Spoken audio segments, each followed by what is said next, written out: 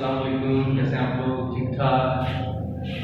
आज हम BCom part 1 और फर्स्ट ईयर कॉमर्स का जो सब्जेक्ट अकाउंटिंग उसका टॉपिक बैंक रिकंसिलिएशन इंशाल्लाह हम एंड कर देंगे। क्या अगर कुछ क्वेश्चंस बचे हो ना, आई होप कि आप लोग खुद से एंड कर चुके होंगे, आई होप। ठीक है, देखते हैं, ज़रा निकालें 2010 रेगुलर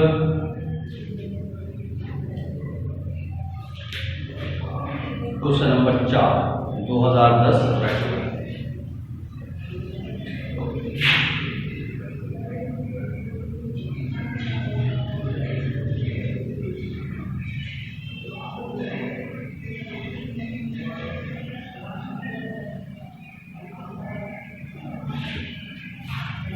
ठीक है, 2010 रेगुलर क्वेश्चन नंबर 4 निकालें। Solve around the cash in the bank column, यानी किसकी बात हो रही है? कैश बुक की। इंडिकेट 18380, यानी कैश बुक का बैलेंस आ गया और बैंक स्टेटमेंट का बैलेंस 29,106। ठीक है, तो ये तो सीधा सीधा कॉलम्स ऑफ बैलेंस लिख लिया। और भी आगे पढ़ लेते हैं। चेक आउटस्टैंडिंग, क्या करें? आउटस्टैंडिंग चेक को क्या करेंगे? बैंक में से लेस हो जाएगा। Deposit too late to appear, बहुत लेट, तो बैंक में ऐड करा दें। बैंक हैड कलेक्टेड, वसूल करे 4,330 रुपये नोट के, लेकिन आगे लिखा हुआ है note receivable with the face value 4,000, यानी असल में नोट है 4,000, बैंक ने वसूल किए थे 4,330, तो 330 रुपये क्या वो इंटरेस्ट के बैंक ले रहा है, हम भी ऐड करेंगे, लेकिन अलग अलग है। 4,000 और 330, 4,000 के आगे क्या लिखेंगे? नोट रिसीवेबल, और 330 के आगे इंटरेस्ट रखेंगे। अच्छा जी, एक चेक 93 इशू किया था और गलती से उसको लिख दिया 39, तो इशू यानी माइनस करने थे 93, माइनस कर दिए 39। कम माइनस करें और माइनस कर देंगे, जो भी पता आएगा वो और माइनस करना। एक चेक था 505 ड्रॉन इशू, यानी माइनस करने थे 505, माइनस कर दिए 550, ज्यादा ही माइनस कर दिए, तो ऐड कर देंगे बैंक में, क्योंकि बैंक गलती कर रहा है। सर्विस चार्जेस हम अपने पास से भी माइनस करें, तो बहुत ही आसान सा होता है। ये फ्री हो गया 2 मिनट। और देखते हैं कब कब आया।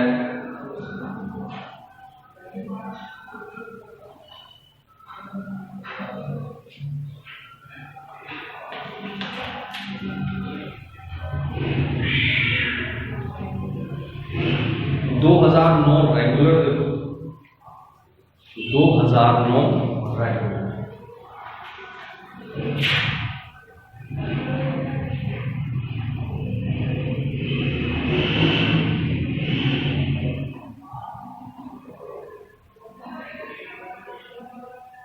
क्वेश्चन नंबर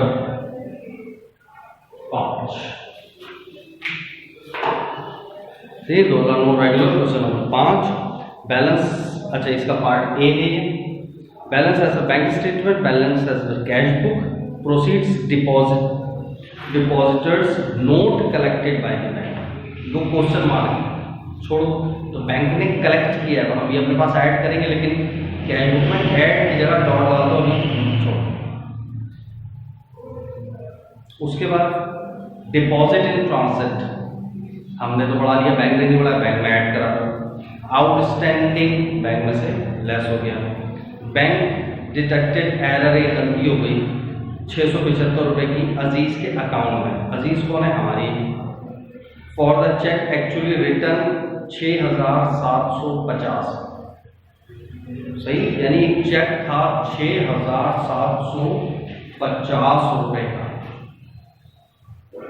यानी माइनस चेक है तो लाजमी काटा होगा, अजीज का तो उसने काटा ही होगा। एक चेक यानी माइनस करने थे 6,750, माइनस करे 675, कम माइनस करे तो जितना डिफरेंस है वो और माइनस कर देंगे। कहाँ पर? बैंक के अंदर। ठीक है, बस और तो कुछ है ही, बस अब आपस में आपने प्लस माइनस जो एक बैलेंस मुकम्मल था बैंक का तो वो तो आपने कर लिया, वही कैश बुक में लिख दो और फिर उस बैलेंस में से जितने भी ऊपर बैलेंस है जो प्लस है माइनस, जो माइनस है प्लस, ऑटोमेटिकली नोट का अमाउंट निकल रहा है। ऐसे कुछ 12 पता नहीं कितना, मुझे शायद एग्जैक्ट याद नहीं, 12,229 इस टाइप का कुछ, लेकिन ये कर लेंगे सब। तो इतना कुछ खास नहीं था ये, क्योंकि ये मैं डिस्कस भी कर चुका हूँ बेसिक के अंदर। और देखो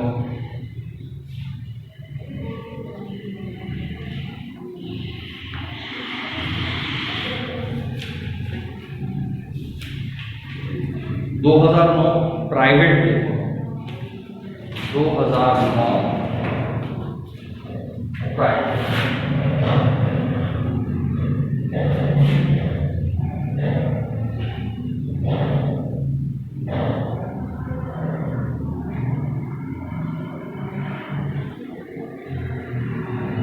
क्वेश्चन नंबर है 5।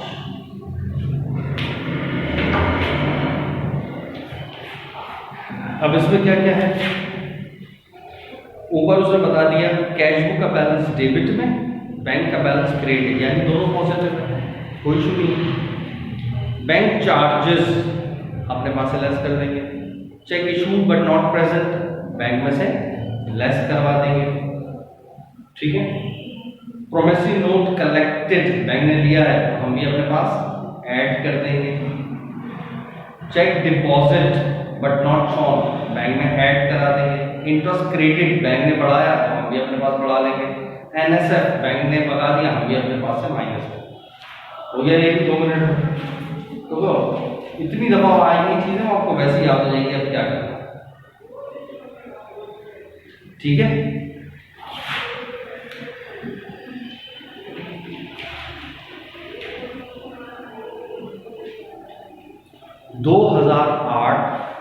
रेगुलर 2008 रेगुलर,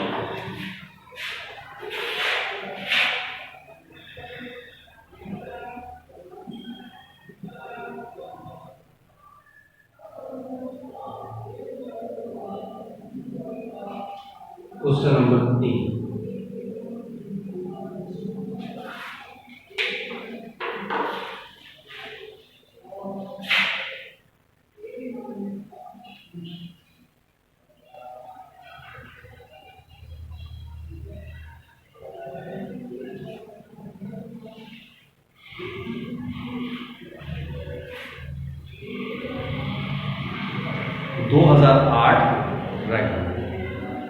अच्छा जी, अब इसमें क्या क्या है,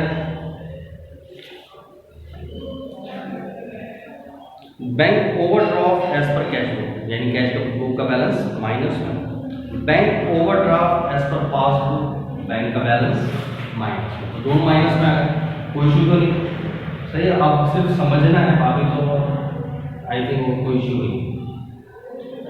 चेक इशू 50,000 रुपये after expiry of discount, discount कुछ किसी ने दिया होगा लेकिन हमने उसको डिस्काउंट अवेल नहीं किया, टाइम पीरियड गुजर गया, हमने चेक काट के दे दिया after discount, after the expiry of the discount period, यानी टाइम गुजर गया था तो डिस्काउंट नहीं मिला, हमने चेक काट दिया 50।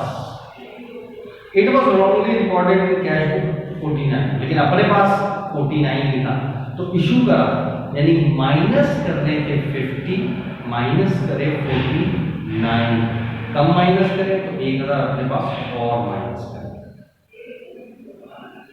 ठीक। डेबिट में यानी 5000, सही है। क्या compared the bank statement locker rent, the bank had erroneously charge Fayaz company state of Faizi, यानी दूसरी कंपनी में से काटना था, गलती से हमारी कंपनी में से बैंक ने काट दिया, क्या करेंगे बैंक में ऐड करा देंगे 5। डिपॉजिट कस्टमर का चेक था 78,400 आफ्टर डिस्काउंट रिडक्शन, डिस्काउंट काटा तो कस्टमर ने उससे बैंक में जमा कराया, उससे चेक काट के दिया 78,400, लेकिन हमने कैश बुक में उसको 80 लिख लिया कि शायद डिस्काउंट पीरियड के बाद है, यानी प्लस कर रहे थे 78 और प्लस कर दिए 80 ज्यादा प्लस हो गए तो क्या करें, माइनस कर देंगे अपने पास से 1600। ठीक है, कस्टमर चेक 2 लाख रुपए का डायरेक्ट डिपॉजिट हुआ तो हम ये अपने पास ऐड कर देंगे। इशू करा एक चेक 10,000 का, लेकिन लिख लिया उसको 1,000, यानी माइनस करने थे 10, माइनस करें 1, कम माइनस करें तो क्या करेंगे हम, और माइनस कर देंगे अपने पास 9,000। अच्छा जी, मार्कअप चार्ज बैंक ने काटा तो हम भी अपने पास से माइनस कर देंगे। 3 चेक टोटल 20,000 के, कोई 3 चेक थे इशू करे, लेकिन 1 चेक उसमें से 5,000 रुपए का प्रेजेंट हुआ, इसका मतलब बाकी अभी भी 15 के अनप्रेजेंट है, तो बैंक में से माइनस कर देंगे 15,000। ठीक है, अच्छा जी, उसके बाद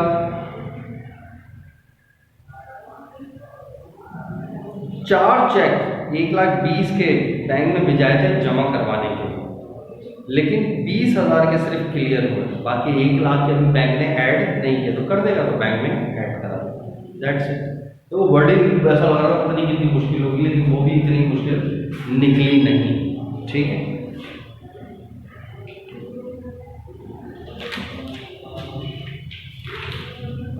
- 2008 प्राइवेट,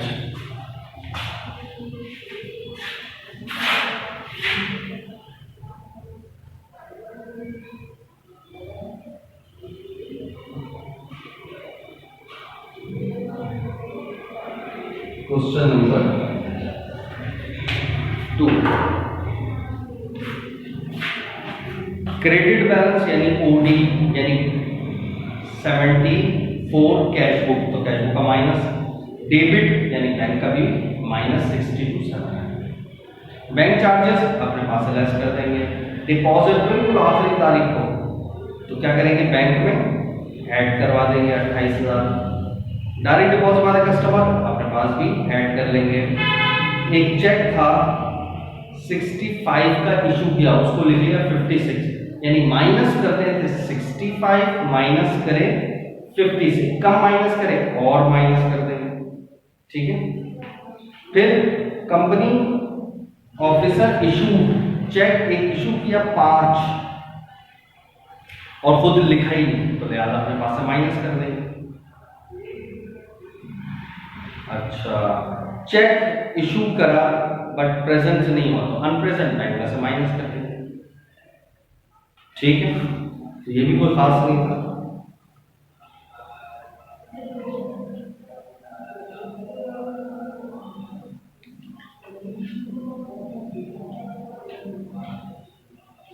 और दबाया है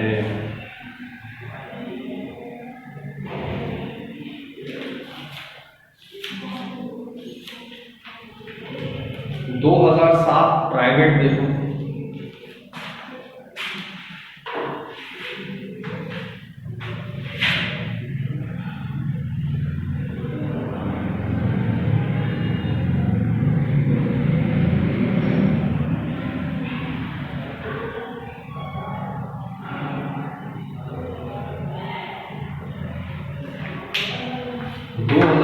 private question number 5।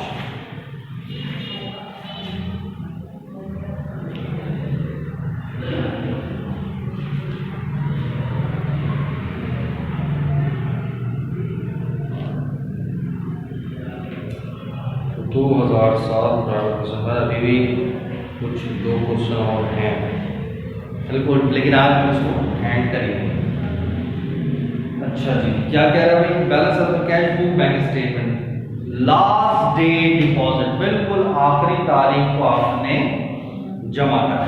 Late deposit bank में ऐड कर देंगे, अनक्लियर बैंक में ऐड कर देंगे।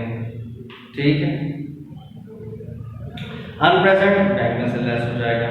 चेक का नंबर ये है 1200 रुपए और उसको लिख लीजिए 2100 रुपए डिपॉजिट करा है, यानी प्लस करने थे 1200 प्लस कर दिए 2100, ज्यादा प्लस कर दिए तो क्या करा देंगे, माइनस कर देंगे। ऐसी कौन कर रहा है, बैंक, तो बैंक में से माइनस कर देंगे। अच्छा, डिपॉजिट कराए थे 12,000, नॉट रिकॉर्डेड तक अपने ही पास जमा नहीं करे तो अपने पास ऐड करा लेंगे। चेक डिपॉजिट 6.5 रिकॉर्ड कर लिया 5,000 यानी प्लस करने थे 6 प्लस किए 5, कम प्लस किए और प्लस कर लेंगे 900 रुपए। बैंक चार्जेस अपने पास से लेस कर देंगे। प्रोमिसरी नोट पेड अपने पास से लेस कर देंगे। डिविडेंड कलेक्ट अपने पास ऐड कर देंगे। इसमें भी कोई खास चीज नहीं।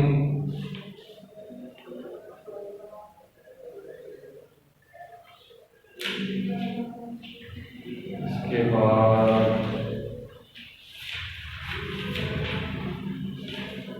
2006 प्राइवेट, 2006 प्राइवेट।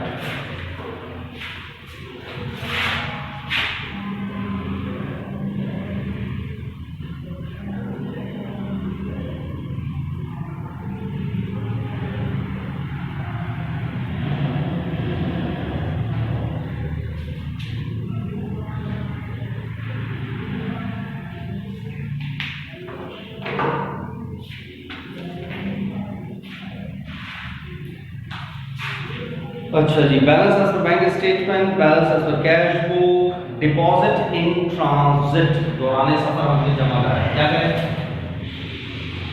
हमने तो ऐड कर लिया, बैंक में भी जमा कर दें।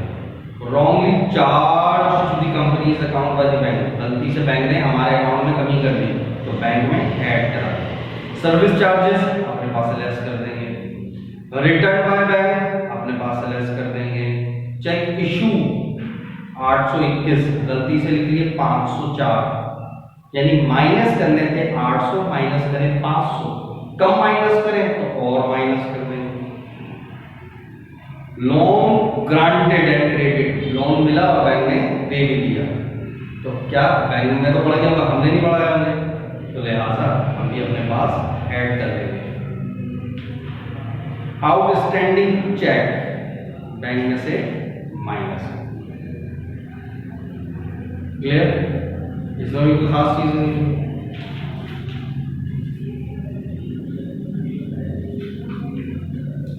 अब ऑलमोस्ट तकरीबन लास्ट ही क्वेश्चन है।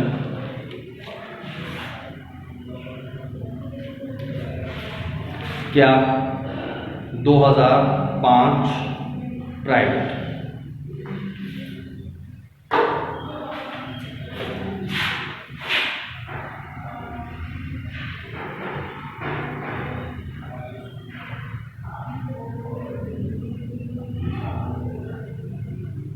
क्वेश्चन नंबर 2 सही।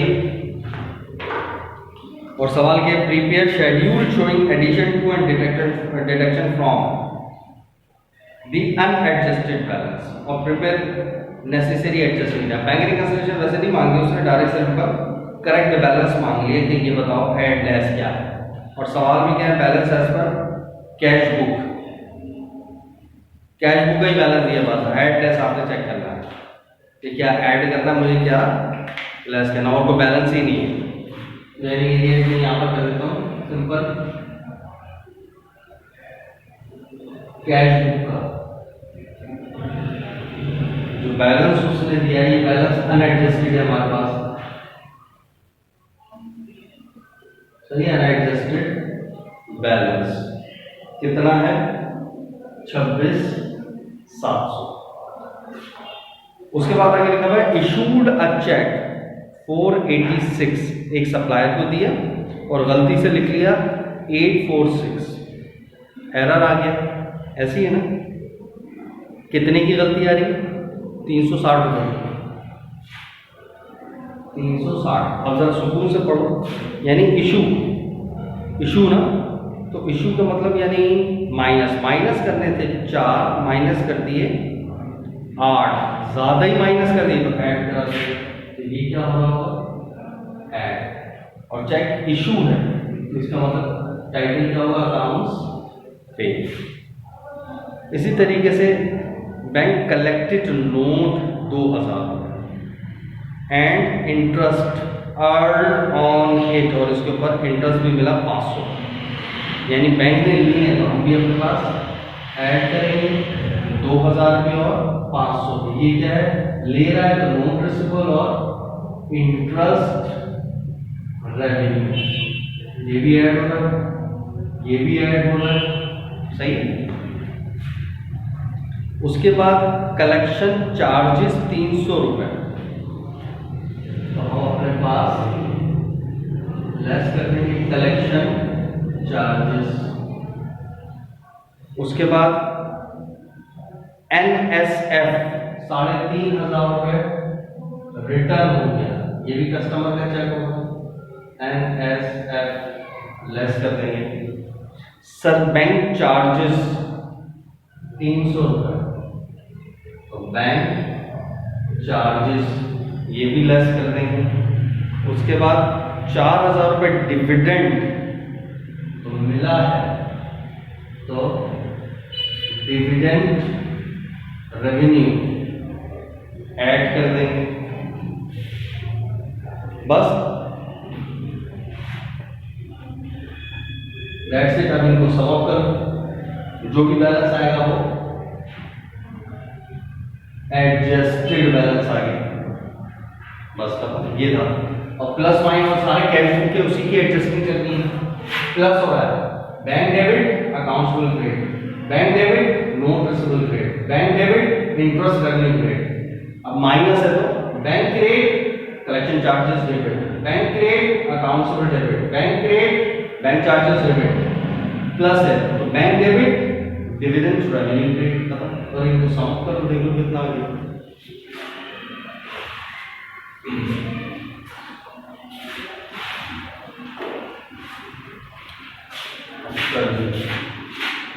अब जरा चेक कर लो,